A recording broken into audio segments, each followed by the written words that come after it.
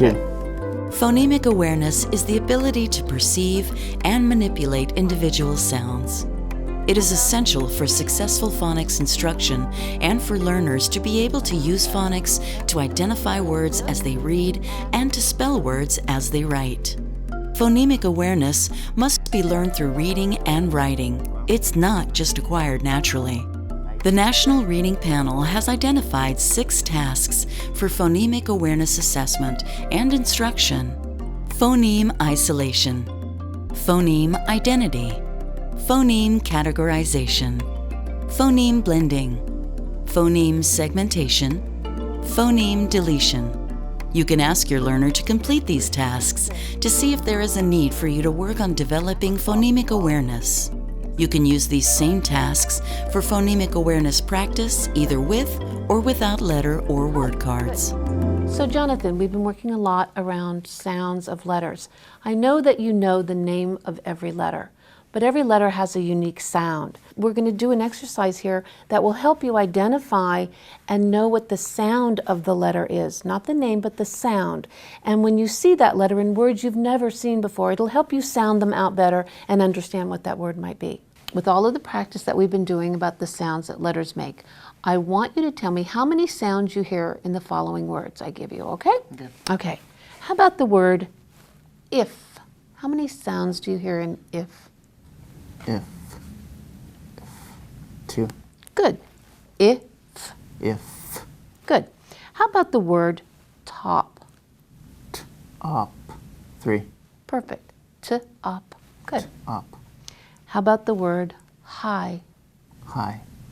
I. 2. Good. High. Good. And how about the word bad? Add. 3. B-ad. Add. Perfect. And rip. Rip. 3. Ip. Good. 3. How about sand? And 4. And 4. Good. How about fat? At. 3. Good. At. Good. How about the word odd?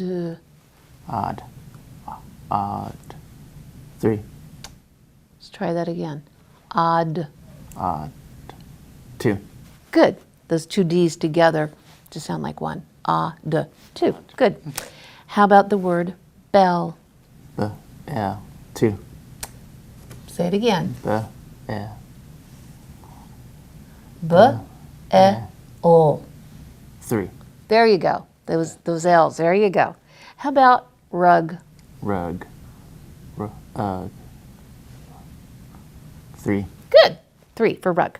How about do? Ooh. 2. D. Ooh. Ooh. 2. 2. Good. How about champ? Amp. 4. Amp. Amp. 4. Good. Okay, how about the word go? Go. Oh. 2.